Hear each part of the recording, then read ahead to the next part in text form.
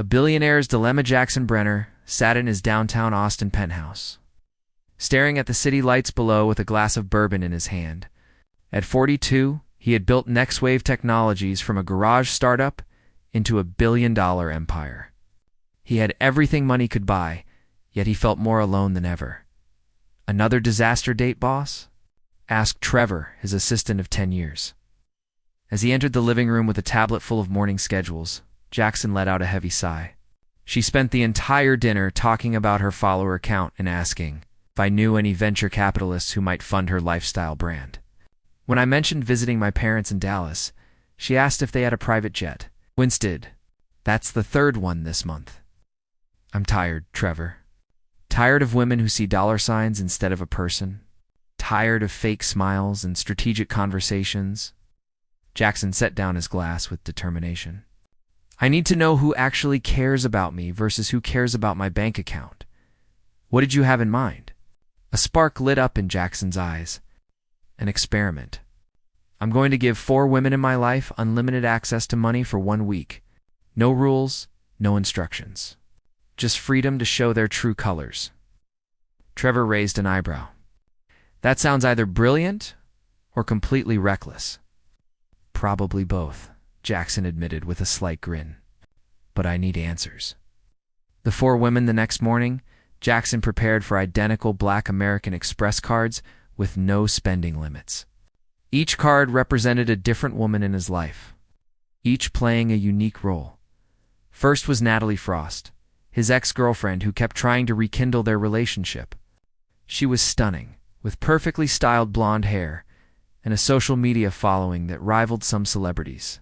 Their relationship had ended 6 months ago when Jackson realized she posted more about their dates than she actually enjoyed them. Second was Claudia Rivers, his sharp-tongued corporate lawyer who had represented him through several major deals. She was brilliant, ambitious, and had recently started dropping hints about their relationship becoming more than professional. Her designer suits and calculated charm made her formidable in any boardroom. Third was Bianca Moretti, an elegant event coordinator he had dated briefly. She moved through high society with grace, knew everyone worth knowing, and had impeccable taste in everything from wine to real estate. And fourth, almost as an afterthought that became increasingly important, was Ruby Martinez. Ruby was his housekeeper, a single mother of 2 who had worked for him for 3 years.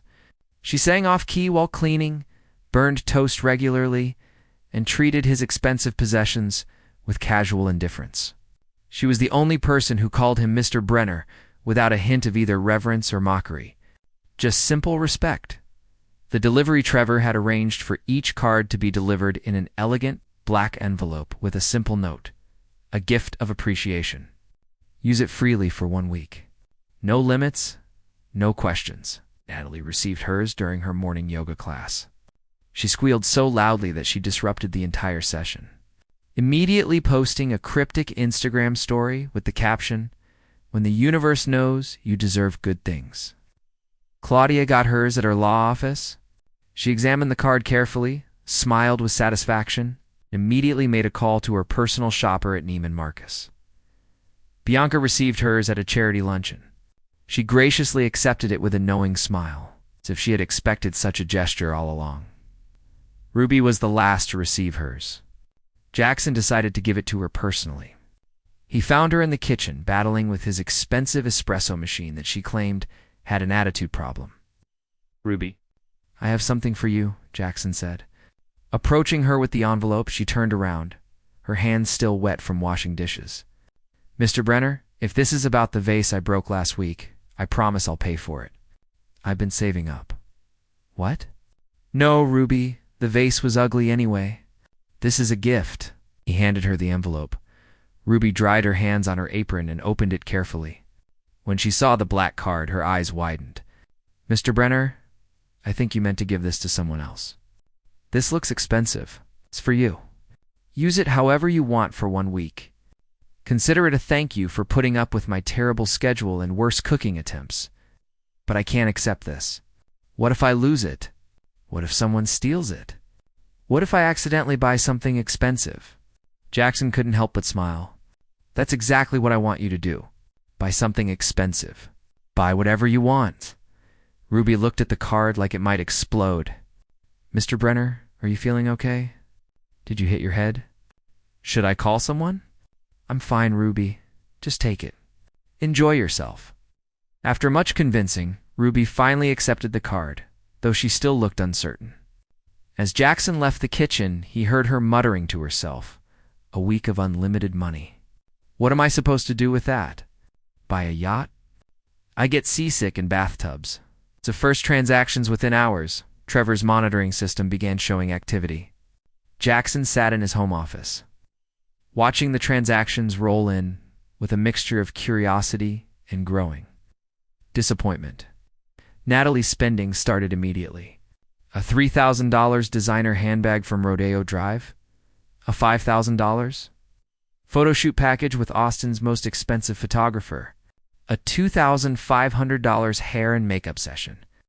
She documented everything on social media with captions like, "Investment in self-love," and "Treating myself like the queen I am" by evening. She had rented a luxury convertible for $800 a day and booked a table at Austin's most exclusive restaurant, making sure to photograph the card next to her champagne glass. Claudia's approach was more strategic, but equally self-focused. She purchased a complete professional wardrobe refresh totaling $12,000. She booked first-class tickets to New York for essential networking meetings. Even hired a personal brand consultant for $5,000 to enhance her market value. Bianca showed sophistication.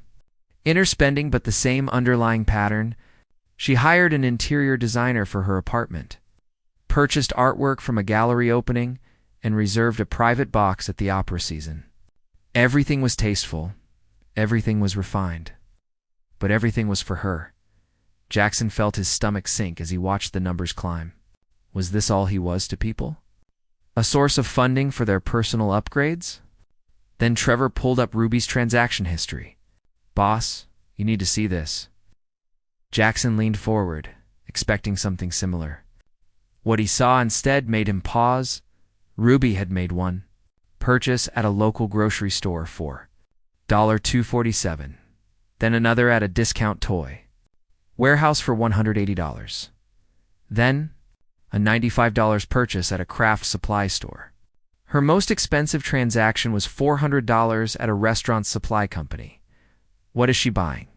Jackson asked, genuinely confused. Trevor zoomed in on the itemized receipts. Bulk food items, children's toys, art supplies, and what looks like cooking equipment for large groups. That doesn't make sense. Why would she need bulk food and toys? I don't know, boss. But whatever she's doing, it's definitely not about luxury shopping. Jackson leaned back in his chair, his curiosity intensifying. "Trevor, I need you to find out where Ruby goes tomorrow." Discreetly. "Are you asking me to follow your housekeeper?" "I'm asking you to help me understand what makes someone use unlimited money to buy discount toys and bulk groceries." Trevor nodded, recognizing the genuine interest in Jackson's voice. This wasn't about suspicion. It was about discovery. As the first day of the experiment ended, Jackson found himself thinking less about Natalie's designer bags and Claudia's strategic investments, and more about Ruby's mysterious grocery trips. Something told him that the real surprise of this experiment wasn't going to come from where he expected. In the kitchen, Ruby sat at the small breakfast table, staring at the black card like it was a puzzle she needed to solve. She had already made a list, not of things she wanted, but of things that were needed. In her world, unlimited resources meant unlimited ability to help, not unlimited ability to indulge. She smiled to herself, thinking of the faces of the kids at the East Side Community Center when they saw what she had planned. This week wasn't about her. It had never been about her, and that simple difference was about to change everything. Following the trail, Jackson woke up early on the third day of the experiment, unable to shake his curiosity about Ruby's unusual purchases. He had spent the previous evening reviewing transaction reports while Natalie posted stories about her new wardrobe and Claudia sent him photos from a luxury spa in Manhattan. But Ruby's purchases kept drawing him back. More bulk groceries. Industrial-sized packages of paper plates. A rental van. 50 folding chairs. What was she planning? "Trevor, did you find out anything?" Jackson asked over the phone while getting dressed in casual clothes, something he rarely wore. "Yes, boss. Ruby requested the morning off today. She said she had something important to do at the Eastside Community Center. That's the low-income neighborhood near the highway." Jackson felt a pull of curiosity mixed with something deeper. "I'm going to follow her, boss. Are you sure that's wise? If she finds out, it might seem invasive. I'll be careful. I just need to understand." An hour later, Jackson sat in his most inconspicuous car. A black sedan he rarely used, parked across from Ruby's modest apartment building. When she emerged carrying boxes and loading them into a rented van, he started his engine and followed at a safe distance. The drive took them through parts of Austin Jackson rarely visited. The gleaming downtown towers gave way to older neighborhoods with corner stores, chain-link fences, and kids playing on cracked sidewalks. This was a world that existed in the same city as his penthouse, but felt universes apart. Ruby pulled into the parking lot of the Eastside Community Center. A humble single-story building with peeling paint and a faded sign. Jackson parked down the street and watched as she began unloading boxes with the help of a middle-aged woman who greeted her with a warm embrace, unable to resist. Jackson got out of his car and walked closer, staying out of sight behind a nearby tree. He could hear voices and laughter coming from inside the building, the truth unveiled, taking a deep breath. Jackson walked through the community center's front doors. The interior was clean but worn, with motivational posters on the walls and the scent of fresh coffee in the air. He followed the sounds of activity to a large recreation room. What he saw made him stop in his tracks. Ruby was in the middle of organized chaos. About 30 children, ranging from ages 5 to 12, were gathered around tables covered with art supplies, games, and snacks.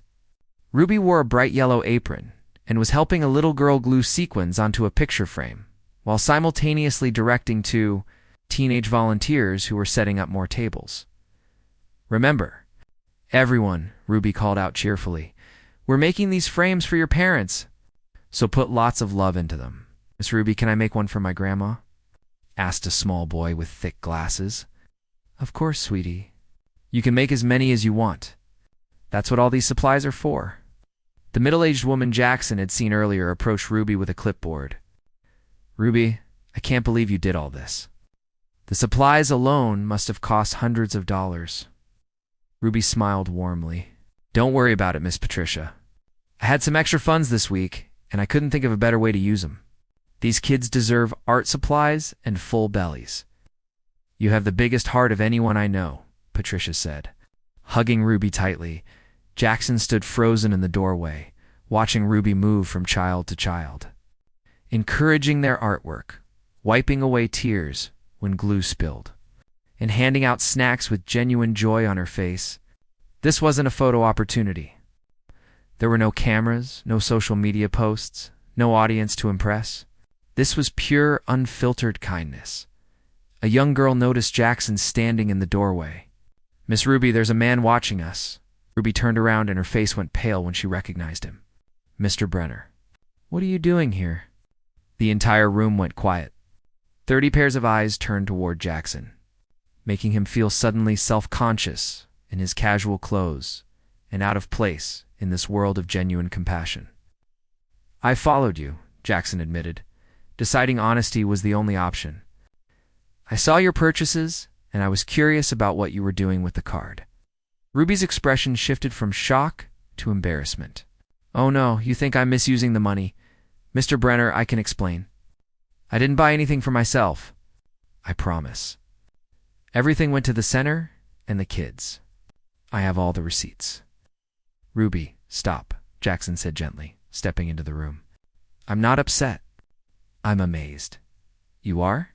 Can we talk outside for a moment?" Ruby nodded, asking Patricia to watch the children. They walked out to the small garden area behind the building, where a few benches sat beneath an old oak tree. "Confronting reality, why here?" Jackson asked, sitting down on one of the benches. "Why did you choose to spend the money on this?" Ruby sat beside him, folding her hands in her lap. "Mr. Brenner, I grew up in a neighborhood like this one. My mom worked 3 jobs to keep food on the table, and places like this community center saved my life. They gave me a safe place to go after school, helped me with homework, taught me skills. Without them, I don't know where I'd be." She paused, looking back at the building. "When you gave me that card, my first thought was that I could finally fix my car properly, or buy my kids those expensive shoes they've been wanting. But then I drove past this center on my way home, and I saw kids sitting outside because they didn't have anywhere else to go. I remembered being that kid. So you decided to help them instead of yourself," Jackson said softly. "It wasn't really a decision, Mr. Brenner. It just felt right. My car still runs. My kids have shoes that fit. But these children, some of them don't get regular meals. Some don't have school supplies. I figured 1 week of having resources meant 1 week of making sure they had what they needed." Jackson felt something shift inside his chest. Here was a woman who had so little compared to the others in his experiment. Yet she had given everything away without a second thought. No calculations, no social media posts, no strategic networking. Just pure generosity. "Ruby, you're extraordinary," he said, his voice thick with emotion. She laughed, a genuine sound that made her whole face light up. "Mr. Brenner, I'm really not. I'm just a single mom who burns toast and can't figure out your fancy coffee machine. I'm about as ordinary as they come." "No," Jackson said firmly. "You're the most extraordinary person I've met in years, and you don't even realize it." Before Ruby could respond, Jackson's phone buzzed with a message from Trevor. He glanced at it and felt his jaw tighten. "What's wrong?" Ruby asked, noticing his expression change. "The other women in my experiment just found out about each other. Natalie posted on social media about the card, and now they're demanding a meeting with me. They're at my penthouse right now." Ruby's eyes widened. "There are other women with cards? This was a test?" Jackson nodded, feeling suddenly ashamed. "I wanted to see how different people would use unlimited resources. I wanted to understand who cared about me versus who cared about my money." "And I was one of your test subjects," Ruby said quietly, standing up from the bench. "Ruby, please don't be angry. You're different from them. That's what I discovered, Mr. Brenner. I'm not angry. I'm just sad that you felt you needed to test people to find out who they really are. Maybe instead of experiments, you could just spend time with people where money doesn't matter. Come to places like this where nobody knows your net worth and nobody cares." Her words hit Jackson harder than any business criticism ever had. She was right. He had isolated himself in a world of wealth, where every interaction was potentially transactional. He had forgotten how to connect with people on human terms. "You're absolutely right," he admitted. "Ruby, I'm sorry for deceiving you. You deserved honesty." She gave him a small smile. "I forgive you, Mr. Brenner, but now you need to go face those other women. Something tells me that conversation won't be as pleasant as this one. Will you come with me? I'd like you to be there when I explain what I learned." Ruby hesitated. "I don't belong in your penthouse world, Mr. Brenner." "Yes, you do. More than any of them, please." After a long moment, Ruby nodded. "Okay, but I'm not changing out of my jeans, and this apron has paint on it." "Perfect," Jackson said with a genuine smile. "You're perfect exactly as you are." Confrontation. An hour later, Jackson and Ruby entered his penthouse to find Natalie, Claudia, and Bianca waiting in his living room like a tribunal. All 3 women were impeccably dressed, their expressions ranging from curious to calculating. Natalie spoke first, her voice sweet but with an edge. "Jackson, darling, imagine my surprise when I saw Claudia posting about a shopping trip funded by a mysterious black card. The same card you gave me." Claudia crossed her legs elegantly. "I think we all deserve an explanation, Jackson. What exactly is going on? And who is this?" She gestured dismissively toward Ruby. "This is Ruby Martinez, my housekeeper," Jackson said, his voice calm but firm. "And she's here because she's part of something you all need to understand." Bianca raised a perfectly sculpted eyebrow. "Your housekeeper? Jackson, what does she have to do with anything?" "Everything," Jackson replied. "Ladies, I gave each of you an unlimited credit card for 1 week. It was an experiment to see how you would use it, what it would reveal about your character and priorities. Natalie's face flushed. You tested us? Like we're lab rats? That's manipulative and cruel. Is it? Jackson asked. I gave you complete freedom with no strings attached. You chose how to spend it. I just observed. Claudia stood up, her lawyer instincts kicking in. And what did your little observation reveal, Jackson? Jackson pulled out his tablet and displayed the transaction records. Natalie, you spent over $20,000 on luxury goods, professional photography sessions, and social media content creation. Every purchase was designed to enhance your personal brand and online image. Natalie's face went red. I'm an influencer. My image is my business. That was an investment. An investment in yourself, Jackson countered. Claudia, you spent $18,000 on wardrobe upgrades, networking events, and personal branding consultations. Everything focused on advancing your career and social status. Claudia's expression remained cool. I fail to see the problem. Strategic self-investment is smart business practice. Bianca, Jackson continued, you spent $15,000 on home improvements, artwork, and luxury experiences. All tasteful, all refined, all entirely self-serving. Bianca shrugged gracefully. I appreciate beautiful things, Jackson. You've always known that about me, Ruby, Jackson said, pulling up her transactions. Spent every penny on children at a community center. Bulk food, art, supplies, toys, educational materials. She didn't buy a single thing for herself. The three women turned to look at Ruby, who stood uncomfortably by the door. Still wearing her paint-stained apron? How noble, Natalie said, with barely concealed sarcasm. I'm sure that makes for a great story. It's not a story, Ruby said quietly. It's just what needed to be done. Oh, please, Claudia interjected. Don't pretend this wasn't calculated. You knew Jackson was watching. You knew playing the humble, charitable housekeeper would win his approval. It's actually quite brilliant manipulation. Ruby's eyes flashed with anger for the first time. I didn't know anything. Mr. Brenner never told me about any experiment. I spent the money on those kids because they needed it more than I needed another pair of shoes or a fancy dinner. Convenient, Bianca murmured. Jackson stepped forward, his voice hard. What's convenient is how all three of you immediately assume Ruby had ulterior motives, because that's how you think. You can't imagine someone being genuinely selfless because you're not. The room fell silent. I did this experiment because I was tired of wondering if people saw me or just my bank account. And you know what I discovered? Ruby was the only one who saw me as a person. She's the only one who talks to me like I'm human, argues with me about coffee machines, burns toast in my kitchen, and treats my wealth like it's completely irrelevant to who I am. Natalie stood up abruptly. So what, Jackson? You're choosing your housekeeper over us? That's absurd. I'm choosing authenticity over performance. I'm choosing kindness over calculation. And yes, if that means choosing Ruby, then absolutely. Ruby's eyes widened in shock, but she stayed quiet. Claudia gathered her designer handbag. Well, this has been enlightening, Jackson, when you come to your senses and realize that real relationships require more than naive charity work. You know where to find me? I won't be looking, Jackson said simply. The three women left in a flurry of expensive perfume and wounded pride. When the door closed behind them, Jackson turned to Ruby, who looked completely overwhelmed. Mr. Brenner, what just happened? The truth happened, Ruby. I finally saw what was right in front of me all along. But I'm just your housekeeper. I live in a small apartment, drive an old car, and can't even work your espresso machine properly. Jackson smiled. And you're also the kindest, most genuine person in my life. The question is, would you consider having dinner with me sometime? Not as my housekeeper, but as someone I'd very much like to know better. Ruby looked at him for a long moment. Mr. Brenner, I have 2 kids, a chaotic life. I still don't understand half the things you talk about in your business calls. My name is Jackson, and I don't care about any of that. Then yes, Ruby said with a shy smile. I'd like that very much.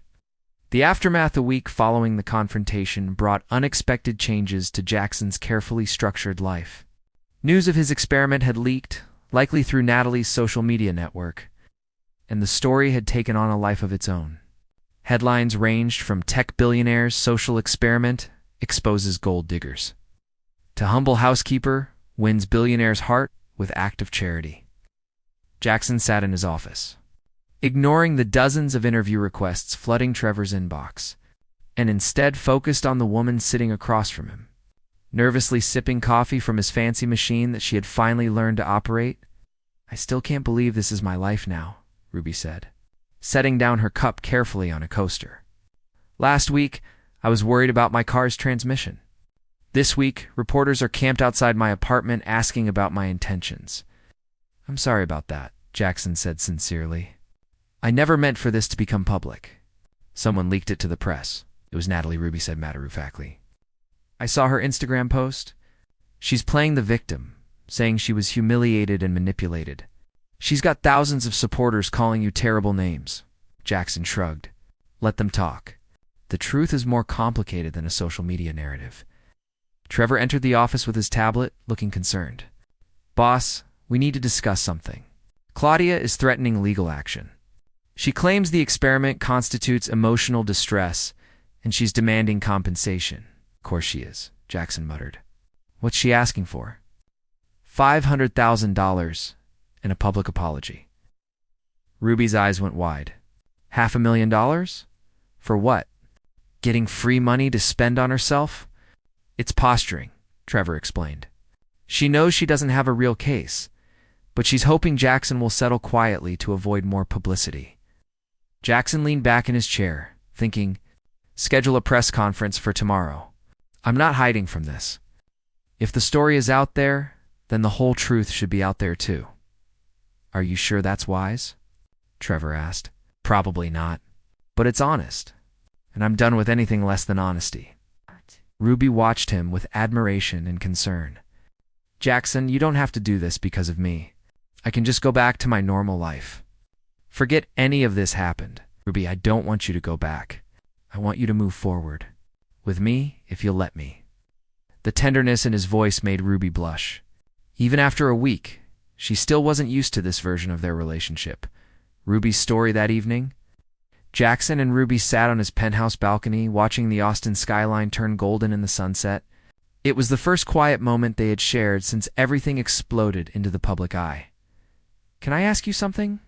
Jackson said, breaking the comfortable silence. "Of course. That day at the community center, Patricia called you Ruby Martinez. But when you filled out your employment paperwork, your last name was different. Why the change?" Ruby was quiet for a moment, her fingers tracing the rim of her water glass. "Martinez is my maiden name. I changed it back after my divorce 3 years ago. I wanted to reclaim something that was mine. You were married? For 7 years. To a man who seemed wonderful until the bills started piling up and the pressure got to him. He became someone I didn't recognize, someone angry and resentful. When he started taking that anger out on me, I left. Took my kids and everything that fit in my car, and we started over." Jackson felt his heart clench. "Ruby, I'm so sorry. Don't be. It was the hardest thing I've ever done, but it was also the best decision I ever made. It taught me what really matters in life, and it's not money or status or having the perfect Instagram feed. It's safety, love, and the ability to look at yourself in the mirror without shame. Is that why you gave away all the money? Because you know what it's like to have nothing?" Ruby nodded. "When you've been at the bottom, you remember how much small kindnesses matter. A free meal, donated school supplies, someone who believes in you. Those things saved my life when I was starting over. How could I have all that money and not pay it forward?" Jackson reached over and took her hand. "You're remarkable, you know that?" "I'm really not. I'm just trying to be a decent human being." "That shouldn't be remarkable. It should be normal. In my world, it's rare. Precious, even." Ow. Ruby squeezed his hand. "Then maybe you need to expand your world." The press conference the next morning. Jackson stood behind a podium in the NextWave Technologies conference room. Facing 24 reporters and 3 television cameras, Ruby sat in the front row, her hands clasped nervously in her lap. Trevor stood off to the side, ready to intervene if things got out of control. "Good morning," Jackson began, his voice steady despite the nerves churning in his stomach. "I called this press conference because I want to address the stories. circulating about my personal life and what's being called my social experiment. Cameras flashed. Reporters leaned forward. 3 weeks ago, I was exhausted and frustrated by a dating culture that seemed more interested in my net worth than in me as a person. So I decided to conduct an experiment. I gave 4 women in my life unlimited credit cards for 1 week, with no instructions or limitations. I wanted to see what they would do with that freedom. A reporter raised her hand. Mr. Brenner, isn't that manipulative? Setting up people without their knowledge? It could be seen that way, Jackson acknowledged. And I won't pretend my methods were perfect, but I gave them a genuine gift with no strings attached. How they chose to use it was entirely up to them. I simply observed. Another reporter called out, "What did you observe?" Jackson pulled up a screen behind him showing transaction summaries with names redacted. 3 of the women spent tens of thousands of dollars on luxury goods, personal branding, and self-improvement. Their purchases were focused entirely on advancing their own interests, which is their right. I'm not criticizing that. And the 4th woman? The first reporter asked. The 4th woman spent every dollar on children at an underfunded community center. She bought food, educational supplies, toys, and equipment for group activities. She didn't purchase a single item for herself. The room buzzed with murmured conversations. That woman is Ruby Martinez, Jackson continued, gesturing toward her. She's been my housekeeper for 3 years, and in that time, she's shown me more authentic kindness and genuine character than most people I've encountered in my entire professional life. Ruby looked uncomfortable with the attention, but she sat up straighter, meeting the cameras with quiet dignity. Some have suggested that Ruby's charitable spending was calculated, designed to manipulate my emotions and win my favor. I want to be clear, Ruby didn't know about the experiment. She had no idea I was monitoring the purchases or comparing behaviors. She simply did what felt right to her, which was helping children who needed help. A male reporter stood up. Mr. Brenner, are you in a relationship with your housekeeper? Jackson paused, looking directly at Ruby. She gave him a small nod of encouragement. Yes, he said simply. I care deeply about Ruby, and I'm grateful she's given me a chance to know her better. She's taught me that real wealth has nothing to do with bank accounts and everything to do with character. What about the other women? Claudia Rivers is threatening legal action. Claudia is welcome to pursue whatever legal avenue she chooses. I stand by my actions. I gave her a gift freely, and she used it as she saw fit. If she felt manipulated, I apologize for that. But I won't apologize for learning who in my life values me as a person. The questions continued for another 20 minutes, covering everything from Jackson's business practices to his future plans with Ruby. Through it all, Jackson remained calm and honest, refusing to throw anyone under the bus, while also refusing to back down from his truth. When the press conference ended, Ruby approached him with tears in her eyes. That was either the bravest or craziest thing I've ever seen, she said, her voice shaking with emotion. Probably both, Jackson admitted with a smile. But it was true. Every word. Jackson, you just told the world about us. Your business partners are going to have questions. Your investors are going to worry about your judgment. You could lose opportunities over this. Then there are opportunities I don't want. Ruby, I spent years building a successful company, but somewhere along the way, I forgot to build a meaningful life. You reminded me what that looks like. Ruby wiped her eyes. I'm scared. This world you live in, it's so different from mine. What if I can't fit into it? What if your friends and colleagues never accept me? Then we'll build a new world together. One where burning toast is acceptable. Off-key singing is encouraged. The value of a person has nothing to do with their designer labels. Ruby laughed through her tears. You really are serious about this, aren't you? Completely serious. Ruby, I'm not asking you to change who you are or where you come from. I'm asking if you'll let me be part of your world. Because it's more real and more beautiful than anything I've built on my own. Oh. Austin morning sun filtered through the windows of a modest house in a neighborhood, halfway between Ruby's old apartment and Jackson's penthouse. It was a compromise they had decided on together, a place that felt like home to both of them. Jackson sat at the kitchen table. attempting to help Ruby's 10-year-old daughter with her math homework while Ruby's 8-year-old son told him an elaborate story about dinosaurs that may or may not have been historically accurate.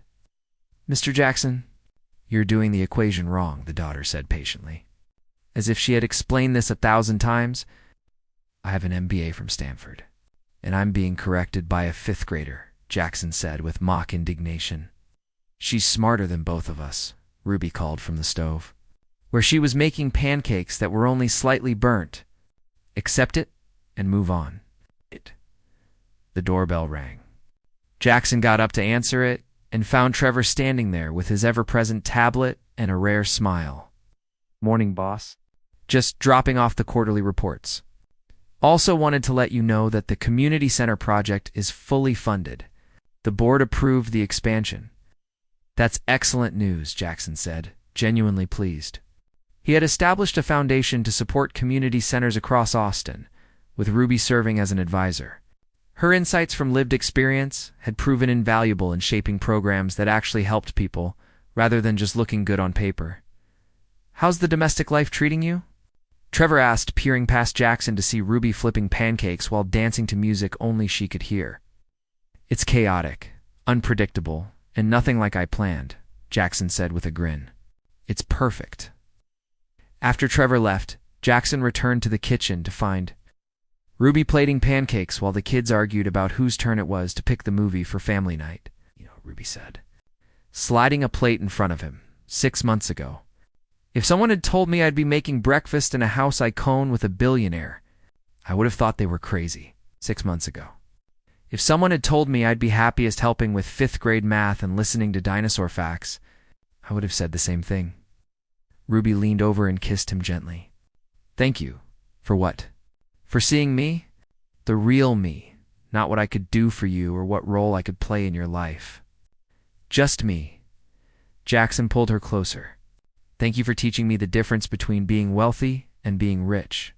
I had money before I met you, Ruby, but you made me rich in the ways that actually matter." The kids made gagging noises at the display of affection, and both adults laughed.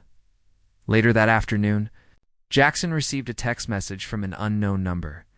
It was brief. Saw the press conference. "Watched what you've been doing with the foundation. Maybe I was wrong about you. Congratulations on finding something real." Claudia, he showed the message to Ruby, who read it and smiled softly. "People can change, I suppose. Even lawyers, should I respond? That's up to you. But maybe just a simple thank you. Grace costs nothing, and you never know when someone needs it." Jackson typed out a brief, kind response. As he hit send, he realized that this was another lesson Ruby had taught him. Forgiveness and grace weren't weaknesses. They were strengths that made life richer and relationships deeper. As the sun set over Austin that evening, Jackson sat on his front porch watching Ruby play tag with her children in the yard.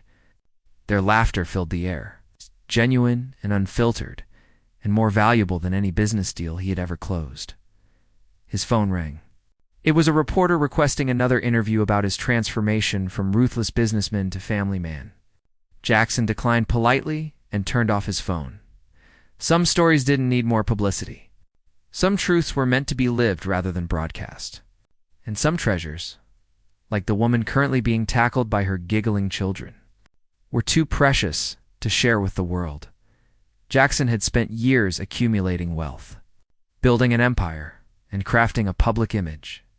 But it took Ruby Martinez, a woman with paint-stained aprons and burnt toast, to teach him the most important lesson of all. The richest people aren't the ones with the most money. They're the ones who know what truly matters, and who have the courage to choose love over luxury, authenticity over appearance, and genuine connection over calculated relationships. The experiment had revealed far more than Jackson had intended. It showed him not just who valued him for his money, but who he wanted to become. And in Ruby's world of community centers, chaotic mornings, and unconditional love, he had found his answer. He was finally truly wealthy.